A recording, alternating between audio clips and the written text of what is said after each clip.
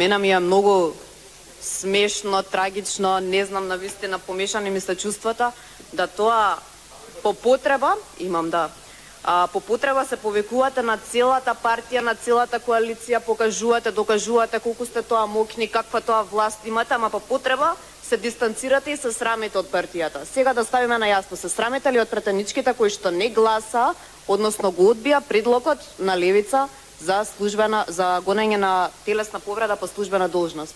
Од изнесените, значи одговорите ваши, можам да заклучам дека се срамите. И ја очекувам тука да апелирате, да ги седнете тие што ги знаете, да им кажете, слушајте, навистина ова е потребно да се поднесе и да се донесе, бидејќи сакаме системски промени.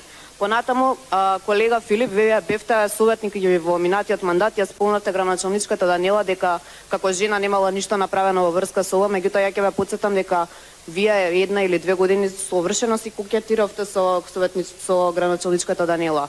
Не знам, шетавте по Золешка, се сликавте. Зашто тогаш не поднесовте како советник? Зашто тогаш не кажавте, слушајте, треба ова да го направиме, жените жртви на семејно насилство имаат потреба. Не направивте ништо. Благодарам.